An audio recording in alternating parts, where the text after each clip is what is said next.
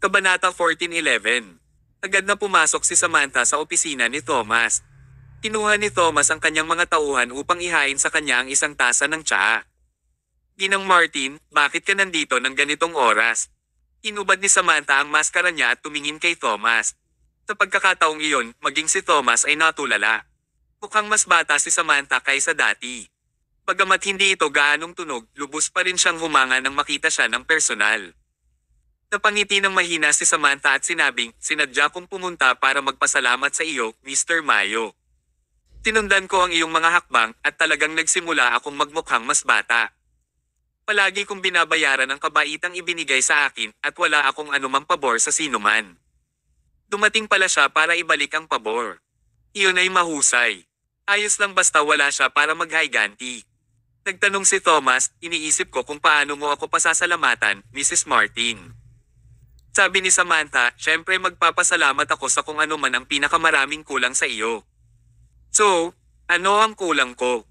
Isang bagay, at iyan ay pera. Kulang siya sa pera. Kulang talaga siya sa pera. Akala ng ibang tao ay mayaman ang Sterling Technology, pati na rin ang kahanga-hanga, at marami pa rin silang pera kahit na iniwan na nila ang pamilya Gomez. Sa totoo lang, pagkatapos ng kabayaran sa huling pagkakataon, medyo nahihirapan ang Sterling Technology sa pagsuporta sa sarili nito. Kailangan talaga ni Thomas ng magandang paraan para kumita kaagad ng pera. Kaya, tinanong niya, maaari ko bang malaman kung magkano ang gusto mong ibigay sa akin, Mrs. Martin? Sa totoo lang, ang Sterling Technology ay nangangailangan ng maraming pera at kahit na $100 million hanggang $200 million ay hindi pa rin sapat. Kailangan nila ng hindi bababa sa $1 billion para makabawi. Ang problema, hindi kumita ng pera ang pamilya Martin. Bakit ibibigay na lang nila kay Thomas ang $1 billion gaya ng hiniling niya? Sa oras na ito, sinabi ni Samantha, syempre mas maraming pera ang ibibigay ko, mas maganda ito. Pero, sa halip na pakainin ka ng isda, tuturuan kita kung paano mangisda. Ginoong Mayo, sa pagkakataong ito, wala ako dito para direktang ibigay sa iyo ang pera.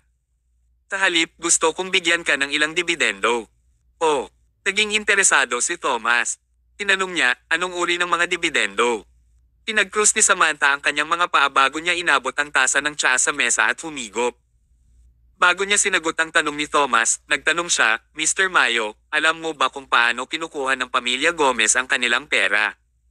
Bahagyang umiling si Thomas. Tutal, kagagaling lang niya sa Central City. Paano niya naiintindihan ang mga bagay na ito kaysa kay Samantha na ilang dosenang taon na doon? Paliwanag ni Samantha, maraming pera ang pamilya Gomez sa ibabaw at palihim. Ngunit, ang ilan sa pera ay hindi maaaring gastusin ng direkta habang ang ilang pera ay hindi malinis. Kaya, kailangan nila ng isang channel para i-cash out o gawing malinis ang pera. Napakaganda nito sa pandinig, ngunit ito ay talagang money laundering. Patuloy na sinabi ni Samantha, ang channel na ito ay ang entertainment industry. Naging seryoso ang ekspresyon ni Thomas. Alam niyang may sasabihin sa kanya si Samantha na isang malaking sikreto. True enough, sabi ni Samantha, it's actually very simple. Ang pamilya Gomez ay kumikita ng maraming dirty money sa pamamagitan ng paggawa ng mga pelikula at paggawa ng mga variety show at cartoons. Legal nilang ginagawa ang maraming pera na hindi madaling mailabas sa box ticket at mga dibidendo. Ito ang aorta ng pamilya Gomez. Ginoong Mayo, ayaw mo bang harapin ang pamilya Gomez? Okay, basta putulin natin ang aorta ng pamilya Gomez, hindi ba sila magkakahiwalay? Tumango si Thomas. May sense talaga ang sinabi niya. Ngunit, paano nila dapat putulin ang aorta na ito? Kabanata 14:12. Patuloy na sinabi ni Samantha, sa totoo lang, gamit ang ilang pamamaraan, nalaman ko na magpoproduce ng reality show ang pamilya Gomez at tatawagan itong Extreme Combat. Ang palabas ay mag-iimbite ng maraming kilalang tao at ang bawat episode ay puno ng mga highlight. Ang gusto kong gawin ay kumilos sa harap nila. Tinanong ni Tomas, paano ka kikilos sa harap nila? Sagot ni Samantha, plano kong pumirma ng kontrata para sa isang katulad na variety show sa streaming site. Pagkatapos, hahanap ako ng ilang tao na magpoproduce ng palabas at mag-take over sa market muna. Alam mo, first come, first serve. Ang partido na huli ay magkakaroon lamang ng mas mahinang pagtrato. Kung sasakupin ko muna ang merkado, ang reality show ng Pamilya Gomez ay tiyak na hindi makakatanggap ng maraming pansin at kailangan nilang magbayad ng maraming pera. Ang pamamaraang ito ay talagang marumi. Pero, ayos lang. Ang negosyo ay tulad ng isang larangan ng digmaan at ang mga tao ay palaging nagpapaplano. Hindi ito tinutulan ni Thomas. Tinanong niya, "So, Mrs. Martin, gusto mo bang sumali ako sa proyektong ito?" Eksakto. "So, Mrs. Martin, anong klaseng palabas ang gusto mong i-produce?" Magiging katulad ito sa ginawa ng Pamilya Gomez. Pinangalanan ko itong variety show na Voice Factors. Mag-iimbite ako ng ilang celebrities na medyo sikat ngayon. Ilang celebrity na medyo sikat. Bahagyang kumunat ang noo ni Thomas at sinabing, "Okay lang ba?" Kapag nanonood ang mga tao ng reality show, gusto nilang manood ng mga celebrity. Kung hindi mataas ang standard ng mga celebrity, mawawala ng impact ang show. Kung tutuusin, walang gustong manood ng ilang dumadaan na magtanghal doon. Walang magawang sinabi ni Samantha, "I can't help with this." Ang industriya ng entertainment ay karaniwang teritoryo ng Pamilya Gomez. Lahat ng sikat na celebrity ay kontrolado nila. Nag-effort na ako ng husto nang ma-invite ko itong mga celebrity. "Sige." Sabi ni Samantha, "Mr. Mayo, I'm willing to give you 30% of the profits as the dividend to repay your kindness." Bukas ng umaga, mangyaring bisitahin ang site kasama ko upang ibenta ang eksklusibong copyright sa Voice Factors. Kailangan nating kumpletuhin ang kontrata bago ang Pamilyang Gomez para harapin nila ang malaking dagok. Tumango si Thomas. Okay, naayos na. Pagkatapos, nag-usap sila ng matino saglit bago tumayo si Samantha at lumabas ng opisina. Magalang na pinalis siya ni Diana. Pagkatapos, sinabi ni Diana kay Thomas, "Mr. Mayo, congratulations. Nakakuha ka ng malaking kalamangan ng hindi nagbabayad ng kahit isang sentimo." Umalaklak si Thomas. "Sigurado ka bang malaking bentahe ito?" "Siyempre. Ginoong Mayo, alam mo ba na napakaraming tubo dito? Hindi banggitin ang streaming dividend mula sa site, kung ang palabas ay may positibong pagtanggap, maraming mga kumpanya ng advertising ang darating sa atin, at tiyak nakikita tayo ng malaki. Maaari nating kunin ang 30% ng dibidendo nang hindi nagbabayad ng anumang pera. Pagkatapos ng isang season, malamang na makakakuha tayo ng humigit kumulang $500 million. Kung mayroong ilang mga panahon, magkakaroon tayo ng magandang kita bawat taon." Tama ang sinabi niya, pero ang problema, ganoon ba kadaling makamit? Nag-alinlangan si Thomas. Nabanggit din ni Samantha na ang field ay ang ayorta ng Pamilya Gomez. Paanong ang Pamilya Gomez ay hindi magbabantay laban sa kanila? Hahayaan ba nilang putulin ng iba ang kanilang ayorta? Hindi magiging ganoon kadali.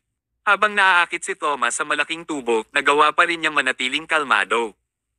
Pagkatapos ay kinuha niya ang kanyang telepono at tinawagan si Anna, ang CEO ng Scott's Remembrance Cultural Arts Entertainment sa Southland District. "Hello, Anna. Matagal na mula noong huli kitang nakontak." "Oo, akala ko nakalimutan mo na ako." "Bakit ako?" "Kailangan kong tulungan mo ako sa isang maliit na pabor. Gusto kong gumawa ng reality show dito, kaya baka kailangan kong gumamit ng ilang celebrity.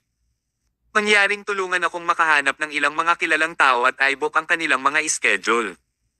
"Anong pamantayan ang hinahanap?" Kung mas sikat, mas maganda." "Okay, alam ko na ang gagawin." Bago tinapos ni Anna ang tawag kay Thomas, sinabi niya ang isang huling bagay, "Thomas, narinig ko ang tungkol sa mga bagay na ginawa mo sa Central City. Kailangan mong maging maingat kapag tumayo ka laban sa Pamilya Gomez." "Gagawin ko." Kabanata 14-13.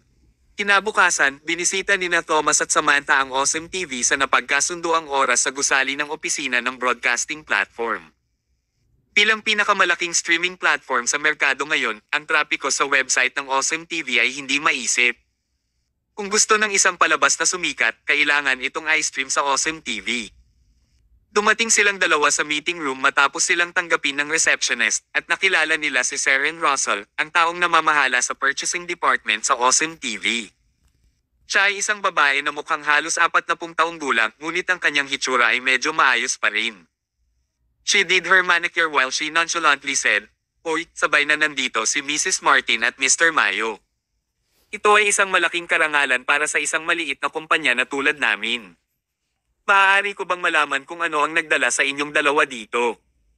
Laging sinasabi ng mga tao na ang mga kontrabida ay mahirap harapin. Siguradong malalim ang pagkaunawa ni Thomas tungkol doon. Gaano man kamahal sina Samantha at Thomas, hindi niya ito pinansin. Sa lahat ng streaming site, ang Awesome TV ang nangingibabaw na kumpanya. Kahit na dumating ang mga opisyal ng gobyerno, hindi sila makikinig. Bukod dito, ang Awesome TV ay nagkakaroon ng napakalapit na pakikipagtulungan sa pamilya Gomez sa mahabang panahon. Noong sobrang close sila, natural na kontra ang Awesome TV sa mga taong nagkaroon ng conflict sa pamilya Gomez.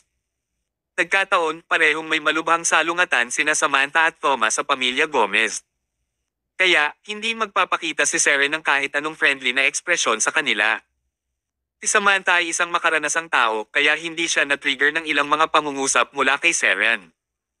Kung gusto niyang sakupin ang teritoryo ng pamilya Gomez, kailangan niyang gawin ang Awesome TV na kanyang kasosyo sa pakikipagtulungan. Hindi siya kumilos ng mayabang gaya ng dati.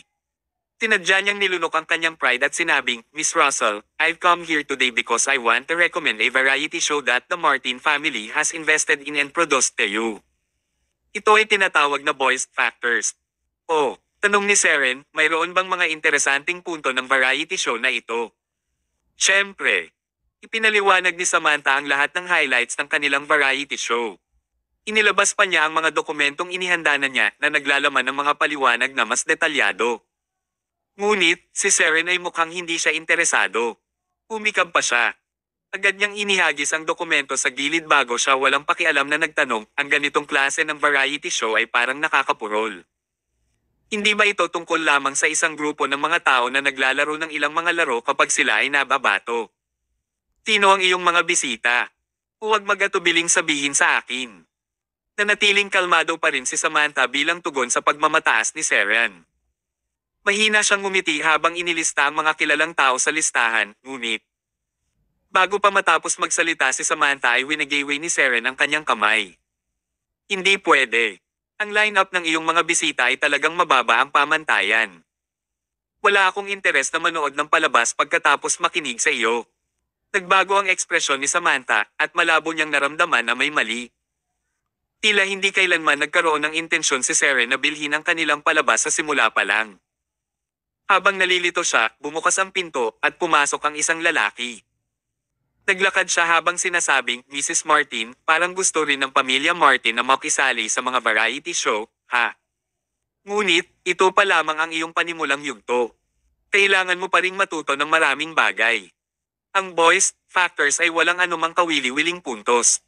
Paano ka walang kahihiyang pumunta sa Awesome TV at ibenta ito?" Ang lalaking dumating ay si Dominic, ang apo ng padre de pamilya Gomez. Pinsan din niya si Thomas. Narinig ni Dominic ang sinabi ni Samantha kanina, at saka, sa ekspresyon at tono ni Dominic, lumalabas na may collaboration na siya sa Awesome TV. Tama iyon. No wonder may mali sa ugali ni Seren simula pa lang. Tumigil sa pagngiti si Samantha bago siya nanimbat at sinabing, alam na alam namin kung interesting ang show namin o hindi. Dominic Gomez, you better mind your own variety show. Extreme Combat ba ang tinutukoy mo? Pumalaklak si Dominic bago siya kumuha ng kontrata at sinabing, "Mrs. Martin, hindi mo kailangang mag-alala. Nakarating na kami ng kahangahangang TV sa isang madiskarteng pakikipagtulungan. Bibilhin nila ang lahat ng copyright sa Extreme Combat at eksklusibong i-broadcast ito." Nauna na pala sa kanila si Dominic. Hindi lang yun, naglabas pa ng name list si Dominic at inilagay sa mesa. Natawa siya at sinabing, "Mrs. Martin, tingnan mo. Ito ang listahan ng bisita ng Extreme Combat. Lahat sila ay mga sikat na celebrity. Paano may kukumpara sa kanila ang mga hindi sikat na artista?" Nagdilim ang ekspresyon ni Samantha. Ang kanilang variety show ay ganap na nawala batay sa listahan ng pangalan na ito. Kung ang lineup ng mga bisita mo para sa reality show ay hindi kasing ganda ng kanila, bakit ka pa makikipagkompetensya sa kanila? Ga! Napabuntong hininga si Samantha. Mukhang mahirap talaga kung gusto niyang panindigan ang pamilya Gomez sa industriyang ito. Pumalaklak si Dominic at sinabing, "Mrs. Martin, sa aking opinyon, hindi dapat makisali ang pamilya Martin sa variety show. Hindi mo matatalo ang pamilya Gomez.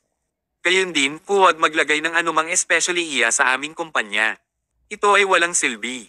Tila nakilala na ni Dominic ang especially iyan na inilagay ni Samantha sa lugar.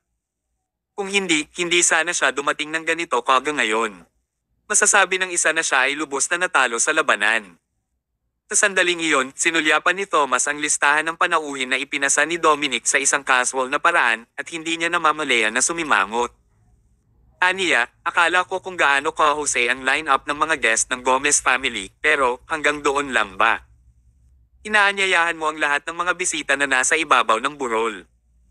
Marami sa kanila ay nasangkot pa sa mga iskandalo. Ito ay sobrang nakaka-disappoint. Ang ilang mga pangungusap mula sa kanya ay nagpabago ng kapaligiran sa opisina. Malamig na tinitigan ni Dominic si Thomas at sinabing napakasama ng guest line-up natin.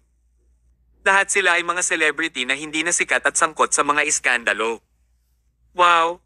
Ang lakas ng loob mong sabihin yan. Bakit hindi mo tingnan ang listahan ng pangalan na iyong isinumite?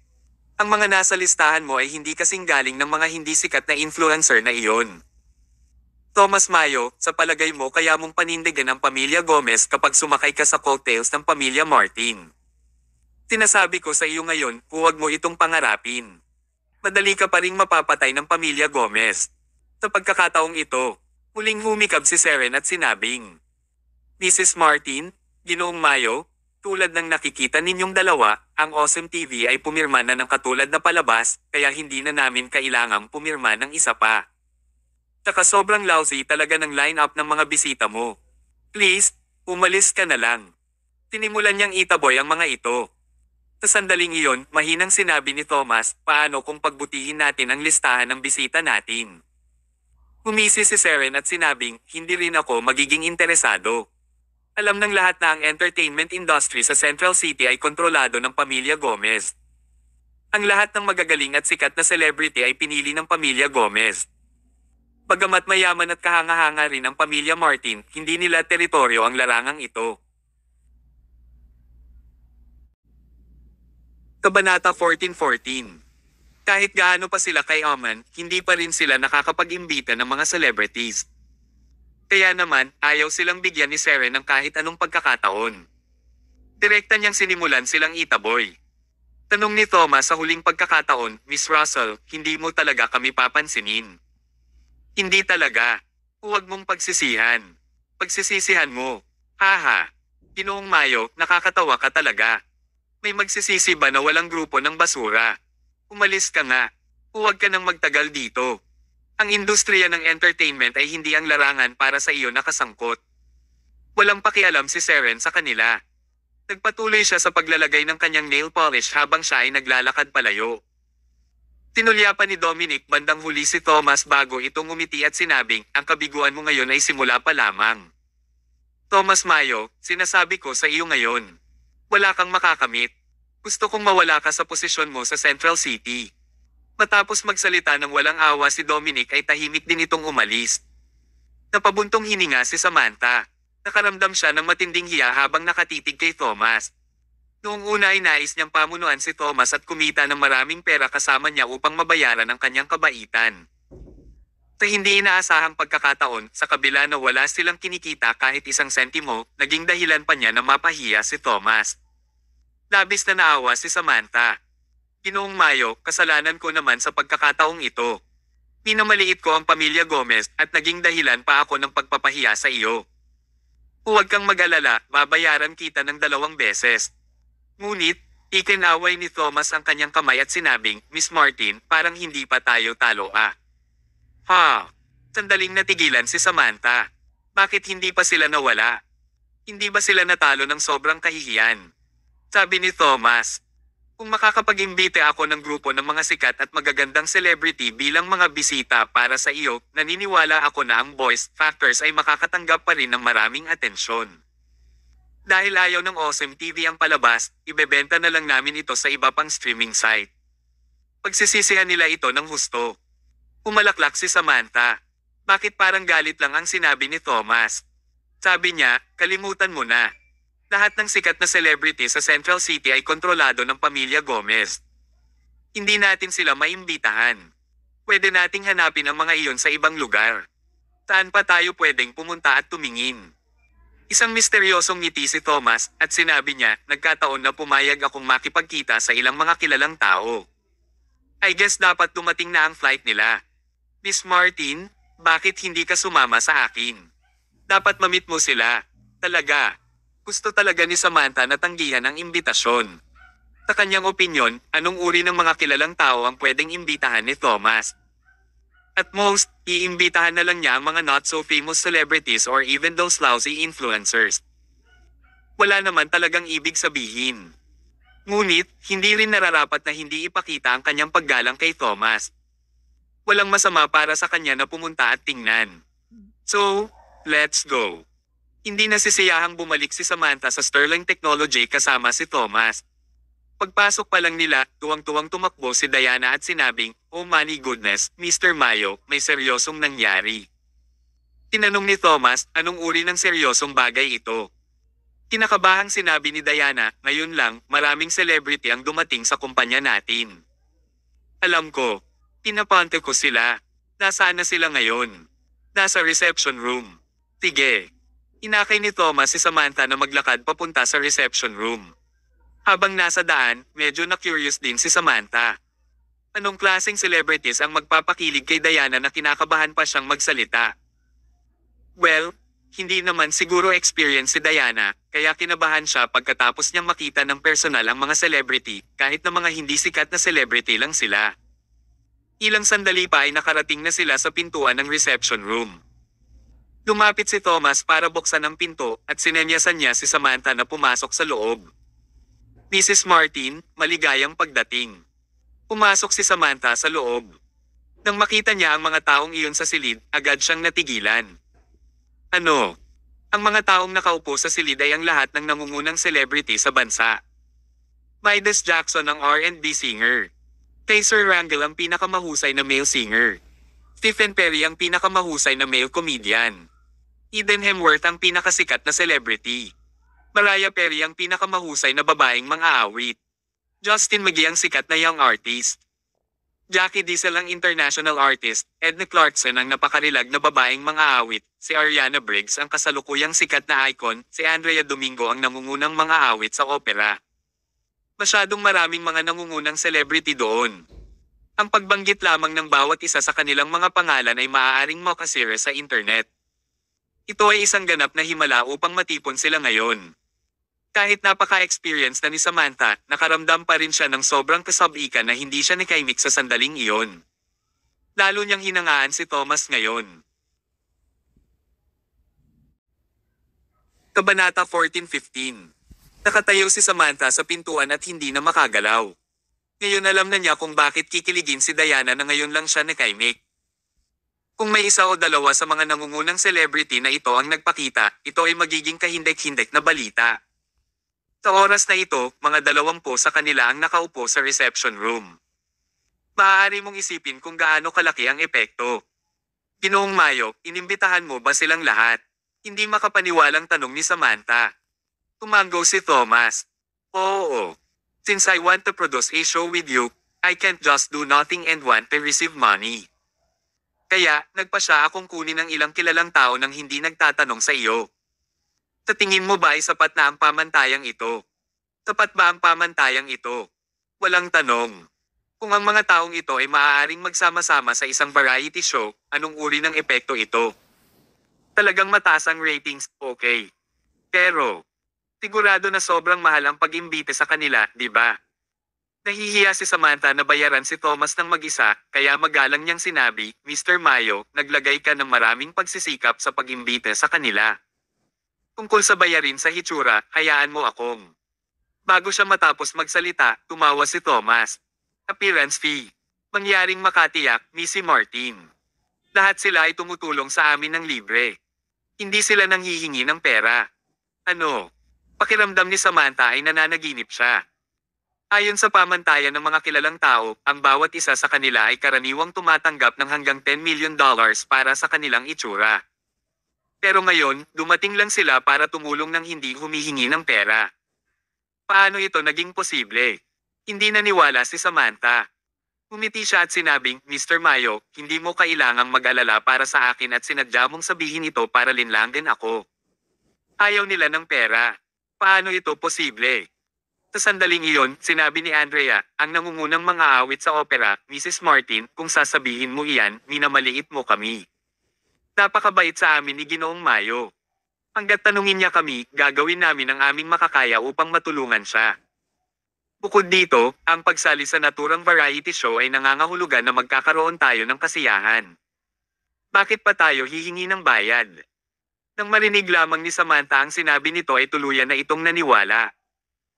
Gayunpaman, hindi niya naunawaan kung anong kabaitan ang ibinigay ni Thomas sa mga taong ito na maaaring makatulong sa kanila tulad nito. Kung alam niya na ang mga taong ito ay ang mga celebrity sa ilalim ng Scots Remembrance Cultural Arts Entertainment. At si Thomas ang boss ng Scots Remembrance Cultural Arts Entertainment, malamang na magugulat si Samantha na malaglag ang kanyang panga. Habang naramdaman ni Samantha na nabigla na ito, isang matamis na boses ang nagmula sa likuran. Paumanhin, Ginoong Mayo. Na-delay ang flight ko, kaya late ako dumating. Please don't mind it. Sabay na lumingon sa likod sina Samantha at Thomas. Lumapit sa kanila ang isang dalaga na nasa 23 taong gulang. Mukha siyang maislan, at ang kanyang kumikislap na mga mata ay nagpapaalala sa mga bituin na kumikislap sa kalangitan sa gabi. Siya ay kabataan, masigla, maganda, at banayad. Ito ang unang naramdaman ni Samantha nang makita niya ang ginang. Bahagyang kumunat ang noo ni Samantha. Pakiramdam niya ay napakapamilyar ng babaeng ito, ngunit hindi niya agad maalala. Sabi ni Thomas, Gemma, I'm already very happy that you can come over to support me. Bakit kita sisisihin? Gemma. Naalala agad siya ni Samantha. Kinakabahan niyang tinanong, siya ba si Gemma Pick, ang pinakagwapang aktres sa mundo? Tumanggo si Thomas. Sino pa kaya kung hindi siya? Nawala ang isip ni Samantha, at nahirapan siyang huminga. Napakakaya ni Thomas na kaya niyang imbitahan si Gemma. Si Gemma ay isang sobrang sikat na celebrity na kamakailan lang ay naging sikat noong isang taon. Kabanata 14:16. Naging isa si Gemma sa mga nangungunang celebrity nang sumikat siya sa mga drama at nagbida sa maraming best-selling box office movies. Kumanta rin siya ng maraming hit na kanta na pinatugtog sa lahat ng dako. Nanalo siya ng mga parangal tulad ng Golden Globe Award, Grammy Award, at Academy Award. Masasabing siya ang pinakasikat na celebrity sa kasalukuyan, hindi lang isa sa mga celebrity. Ang mga tiket para sa kanyang mga konsyerto ay mahirap makuha. Ang mga pelikulang ginagampanan niya ay palaging pumupuno sa mga sinehan, at ang mga drama na pinalabas niya ay magiging kahindek-hindek bago ito may broadcast. Kitang-kita kung gaano siya kasikat. Gayunpaman, hindi tulad ng iba pang mga kilalang tao, si Gemma ay hindi tumanggap ng mga imbitasyon ng mga mababang kalidad na pelikula at patuloy na kumita ng pera kapag siya ay sumikat. Lubos na pinahahalagahan ni Gemma ang kanyang sariling katanyagan. Tatanggap lang siya ng napakahusay na kalidad ng mga script na sa tingin niya ay maganda, at magpe-perform lang siya ng mga kanta na nakilala niya. Dahil dito, sa tuwing may trabaho si Gemma, anuman ang mga drama o kanta, napakataas ng kalidad. Iyon ang dahilan kung bakit sinabi ng mga tao, anumang trabaho na kinasangkutan ni Gemma tiyak na magiging mahusay. Talagang imposible para sa isang tulad niya na ibaba ang kanyang katayuan at sumali sa variety show. Mabigyan man ng 100 pagkakataon si Samantha, hindi niya naisip na imbitahan si Gemma na sumali sa Voice Factors. Sabi ni Thomas, Mrs. Martin, I wonder kung makakasali ba si Gemma sa variety show mo. Kaya niya, bakit nagtanong pa siya? Dagdag pa ni Thomas, dahil ang pangalan ng palabas ay Voice Factors, nag-aalala ako na gusto mo lang ng mga lalaki ngunit hindi mga babae ang sumali sa palabas.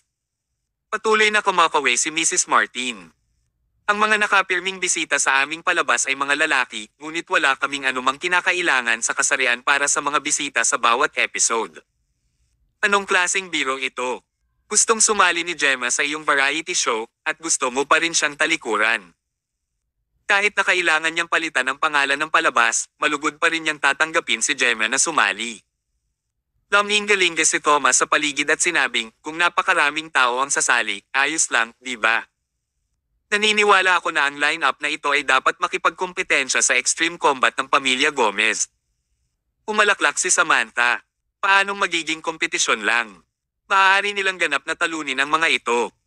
Paano maihahambing ang pamantayan ng mga makalumang artistang iyon na inimbitahan ng pamilya Gomez sa mga kilalang ito na nakaupo ngayon sa silid? Sabi ni Samantha, Mr. Mayo, I'll ask my staff to over now. Kailangan nating magmadali at baguhin ang script pati na rin gumawa ng mga bagong pampromosyong video. Ikaw at ako ay pupunta sa isa pang streaming site bukas. Kailangan nating sumikat agad at ilagay sa kahihiyan ng pamilya Gomez at Awesome TV. Tumango si Thomas. Maganda yan. Sa mga sumunod na araw, sobrang abala si Samantha.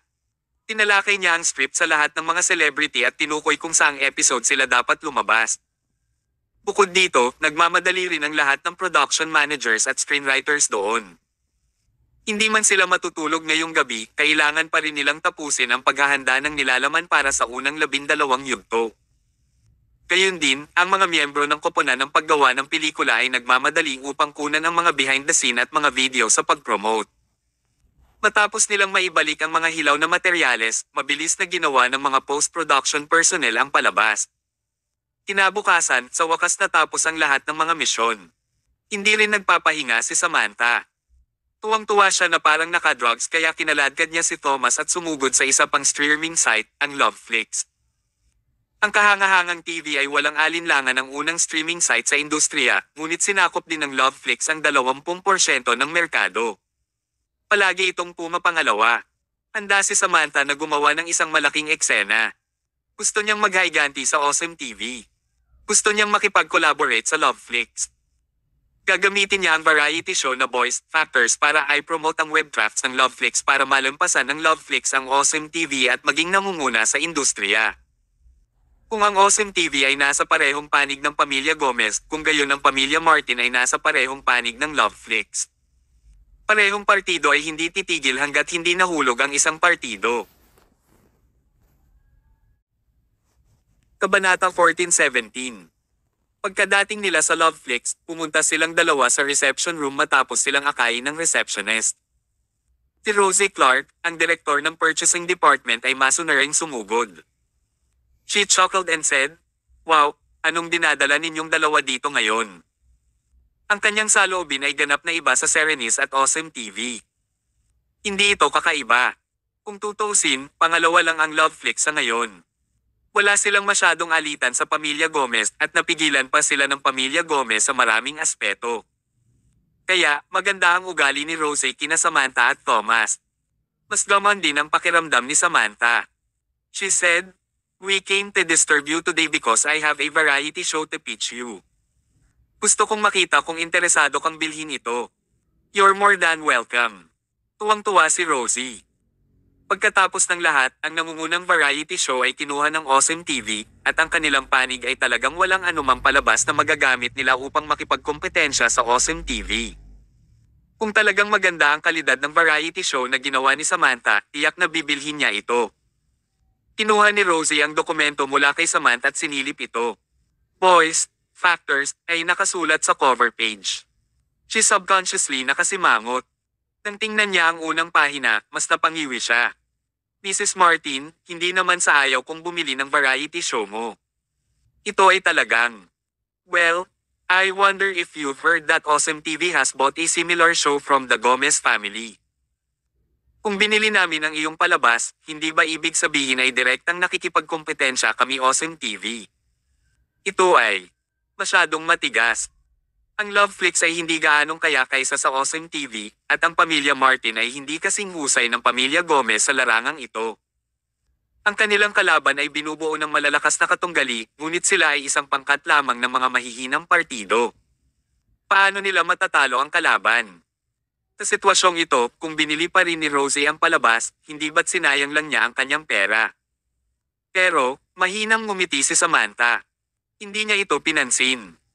Sinabi niya, mula noong sinaunang panahon, kung gusto mong pumailang lang, kailangan mong talunin ang iyong kaaway. Miss Clark, pumunta ako sa iyo sa pagkakataong ito dahil gusto kong makipagtulungan sa iyo upang direktang makipagkompetensya sa Awesome TV, gamit ang mga rating bilang resulta. Kung matatalo natin ang Awesome TV sa huli, hindi ba ang Loveflix ang mauuna sa industriya? Ang pagkakaroon ng isang panaginip ay medyo maganda. Gayunpaman, imposibleng makamit ito sa katotohanan. Sabi ni Rosie, Mrs. Martin, maganda ang ideya mo, pero ang problema ay... Sabi ni Samantha, Miss Clark, mangyaring huwag magmadali upang tanggihan ako. Maiintindihan mo ito pagkatapos mong basahin ang lahat ng nilalaman na aming pinlano. Sige. Nagpatuloy si Rosie sa pag-flip ng mga pahina. Ang nilalamang ipinakita sa dokumento ay talagang hindi masyadong espesyal. Naglalaman lamang ito ng disenyo ng ilang mga laro. Alam ng lahat na nanunood ang mga manunood ng iba't ibang palabas dahil sa mga kilalang tao, hindi sa mga laro. Gaano man kahusay ang mga larong idinisenyo mo? Sino ang mag-aabala na manood kung nag-imbite ka ng ilang nobody sa palabas? Kung maaari mong imbitahan ang mga sikat na celebrity, kahit nakaupo lang sila sa palabas at kumain ng ilang merienda, susuportahan pa rin ng mga tao ang palabas at mataas ang rating. Habang binabasa ito ni Rosie, lalo siyang naging hindi interesado. Habang nag-iisip siya ng dahilan para tanggihan si Samantha, hindi niya sinasadyang bumaling sa listahan ng bisita. Tumigil siya sa pag-flip ng pahina pagkatapos ng isang sulyap. Ang mga kilalang tao sa listahan. Nagulat si Rosie kay Samantha at nagtanong, Mrs. Martin, hindi mo ako niloloko ha? Kalimutan ng pag-imbite sa lahat ng mga kilalang tao na ito, sapat na mahirap na mag-imbite ng kahit isa o dalawa sa kanila. Umalaklak si Samantha at sinabing, hindi mo ito nabasa ng mali. Lahat ng celebrity ay inimbitahan namin at malaki ang naitulong sa amin ni Mr. Mayo dito. Kung hindi ka naniniwala sa akin, maaari akong magbigay ng patunay ng kontrata sa iyo. Lahat sila ay sumang-ayon na makipagtulungan sa amin para makumplito ang espesyal na variety show na ito. Dahil sinabi ni Samantha, dapat ay pumirma na sila ng kontrata. Hindi rin talaga kailangan ni Samantha na pekain ito. Kung hindi niya nakuha ang mga taong ito, nangangahulugan ito na nilabag niya ang kontrata at kailangan niyang magbayad ng maraming pera.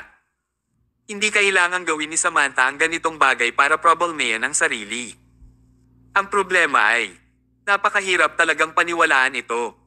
Tiningnan ni Rosie ang mga pangalan na sikat at hindi niya alam kung ano ang dapat niyang sabihin, lalo na nang makita niyang lumabas din ang pangalan ni Gemma sa guest list.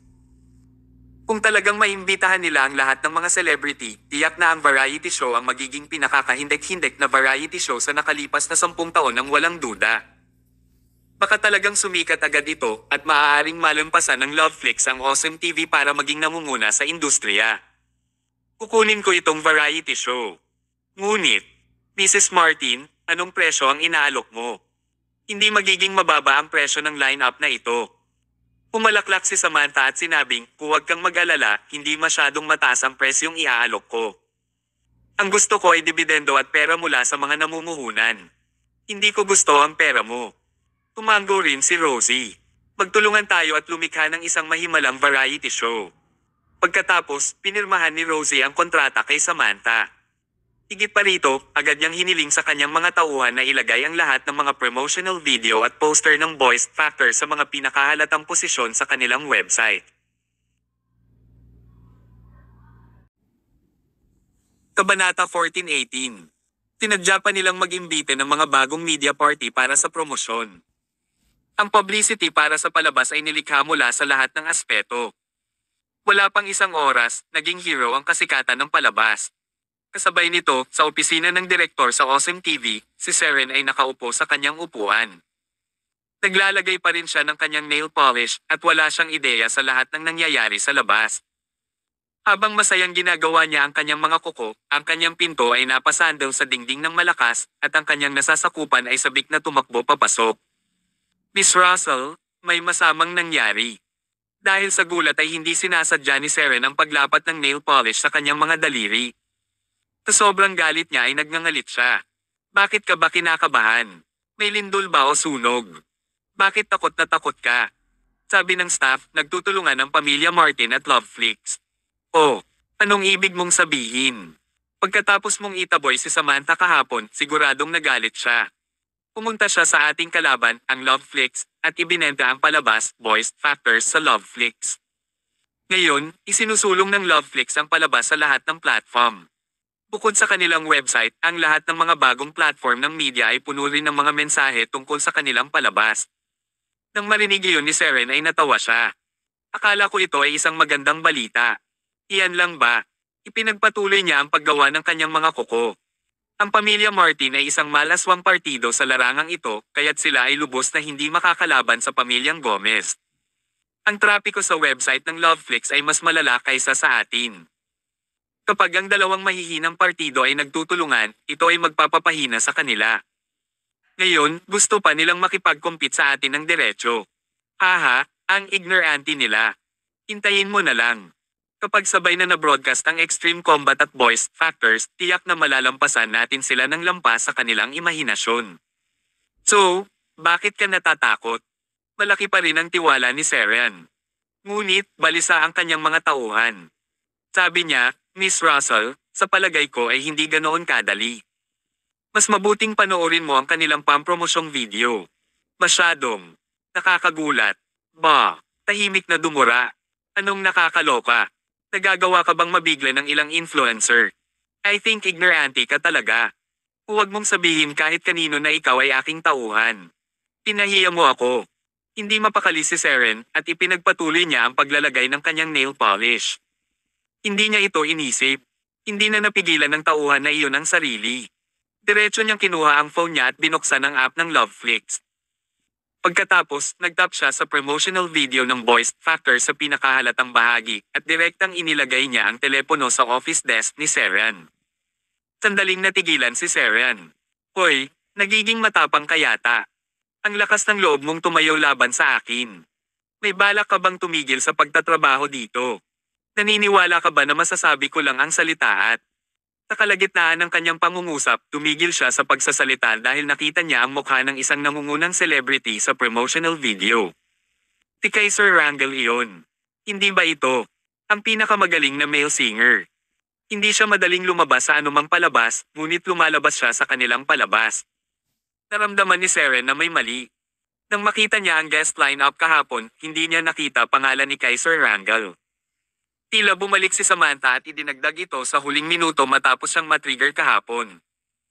Ngunit, si Kaiser Wrangle lang ang hindi sapat para makipagkompetensya sa atin, di ba? Sa sandaling magsalita siya, nakita niya ang iba pang pamilyar na mga mukha, tulad ni na Midas Jackson, ang pinakamahusay na R&B singer at Edna Clarkson, ang napakarilag na babaeng mga awit. Nagpapakita rin ba sila? Pagkatapos, sina Andrea Domingo, Jackie Diesel, Stephen Perry, Eden Hemsworth. Ang bawat pangalan na mas sikat kaysa sa iba ay lumitaw, at ito ay nagparamdam sa kanya ng labis na labis. Ang bawat isa sa kanila ay isang nangungunang celebrity na maaaring makaakit ng trapiko sa website. At saka, malawak ang range ng celebrity lineup. Ang lahat ng mga larangan ay kasama sa mga aktor, mga awit, mananayaw, mga awit sa opera, at mga batang sikat na aktor. Pwedeng sabihin na ito ay isang biswal na kapistahan.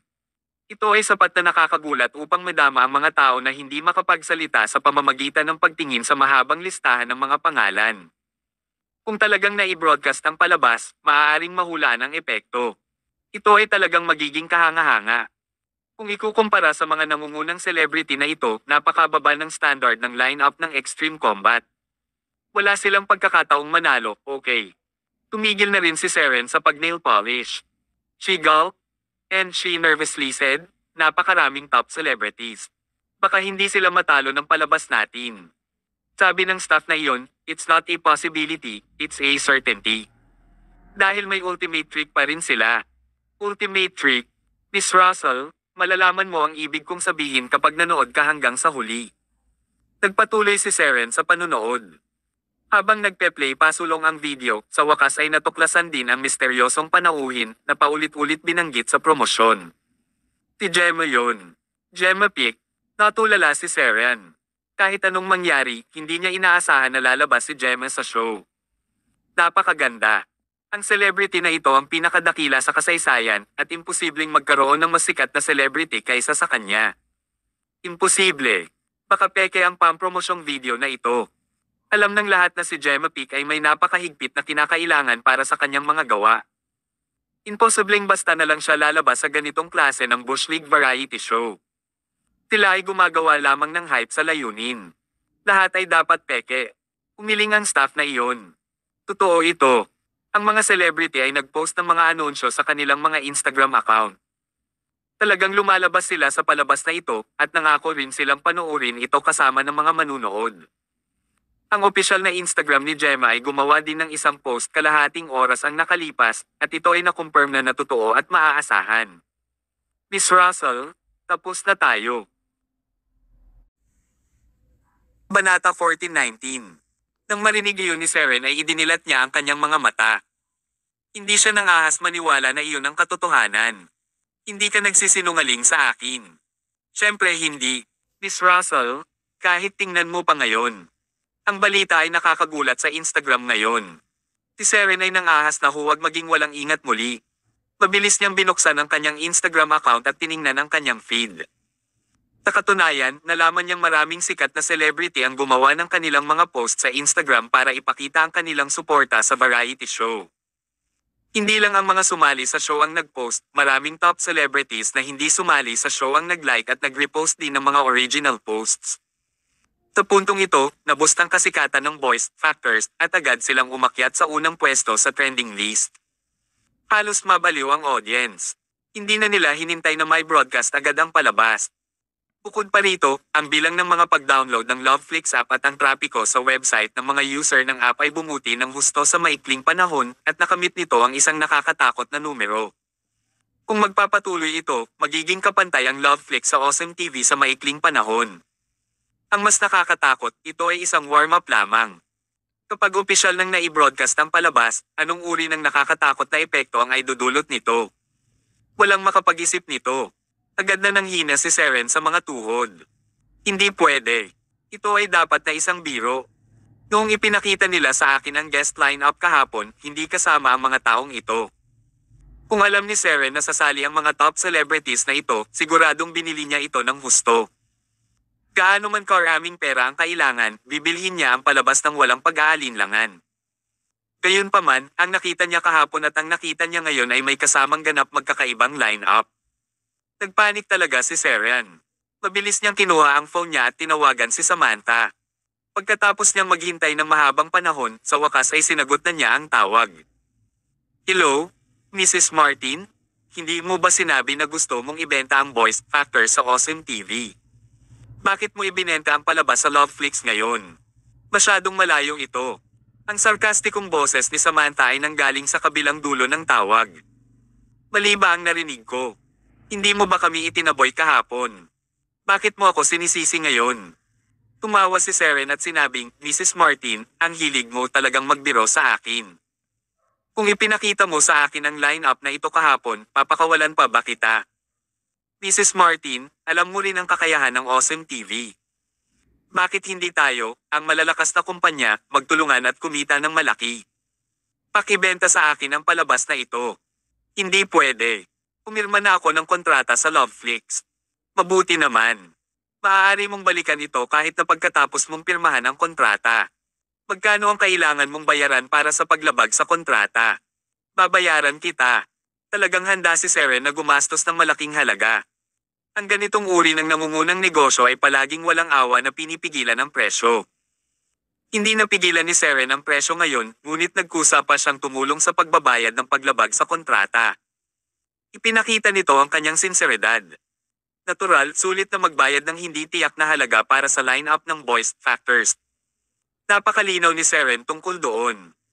Ang problema, wala siyang pakialam sa kanila noon, kaya natural na ayaw nitong magkaroon siya ng anumang relasyon sa kanila ngayon. Sabi ni Samantha, I'm sorry, I can't go back on my word after I've made a promise to other people. Ako ay isang babae sa aking salita. Nakaramdam ng labis na pagkabalisa si Seren, kaya mabilis niyang sinabi, pakibenta rin sa amin ang copyright. I'm willing to broadcast the show with Loveflix. Iyon ang pinakamababang alok na maaari niyang gawin. Ang pagsasahimpapawid at pagbabahagi ng kita sa Loveflix ay mas mabuti kaysa hayaan ng Loveflix na kumita ng pera ng mag-isa. Banata 14:20. Sa kasamaang palad, hindi rin siya binigyan ni Samantha ng pagkakataon. Miss Russell, ibinebenta ko ang mga eksklusibong copyright. Isa pa, wala ka na bang Extreme Combat? Hindi ka ba mabibigatan sa pagkakaroon ng isa pang katulad niyan na palabas? Kaya, Miss Russell, mag-focus ka na lang sa pagbo-broadcast ng Extreme Combat. Kapag sabay na na-broadcast ang aming mga variety show, on the spot kami, at magiging masigla ito. Sige, May gagawin pa ako, kaya titigil na ako sa pagsasalita. Pinabaan siya ni Samantha ng walang galang. Galit na nagngangalit si Seren, ngunit hindi niya napigilan. Una niyang tinalikuran si Samantha noong mga oras na iyon, ngunit gusto niyang bumalik siya. Wow! Inaasahan niyang si Samantha ay nasa kanyang bek at tumatawag. Akala ba niya si Samantha ang alaga niya? Sa mundo, kung may nawala ka, baka hindi mo na maibalik. Walang awa na ibinagsak ni Seren ang kanyang telepono sa mesa habang nakaupo at nakaramdam ng galit.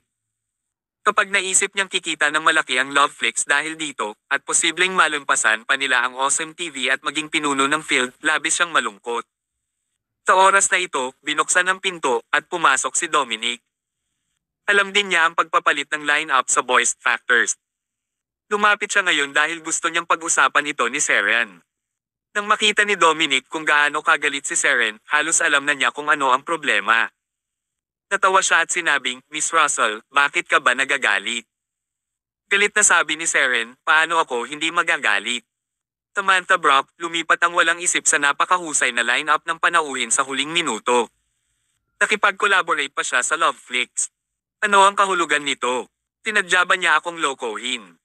Kung sa umpisa pa lang ay binigyan niya ako ng ganitong line-up, tatanggihan ko ba siya? Siya ay talagang masama at marumi. Umalaklak si Dominic at sinabing, "Sa oras na ito, kahit galit ka pa, wala itong maitutulong. Bakit hindi ka makaisip ng paraan para pigilan sila? Hindi natin dapat hayaan na i-broadcast lang nila ang palabas na ganito. Kung hindi, matatalo tayo." "Alam ko," tanong ni Seren, "pwede naman silang magpalat ng line-up, so bakit hindi tayo?" "Mr. Gomez, bakit hindi ka rin gumawa ng paraan para mag-imbite ng ilang sikat na celebrity?" Umiling si Dominic. "Miss Russell, sino sa tingin mo ang dapat nating imbitahan para makalaban sa lineup ng Voice Factors?" Natahimik si Seren. Talagang wala siyang mahanap. Hindi ka panipaniwala ang lineup ng Voice Factors, lalo na ang partisipasyon ni Gemma, na mas sensational. Walang kombinasyon ng mga bisita na maaaring makipagkompetensya sa kanila. Kung meron man, baka hindi sila maimbitahan ng pamilya Gomez. Talagang hindi naisip ni Seren kung paano maimbitahan ng pamilya Martin ang mga sikat na celebrity. Bagamat napakahusay ng pamilya Martin, ang isang taong tulad ni Gemma na tinatrito ang pera na parang wala ay hindi maimbitahan ng pera.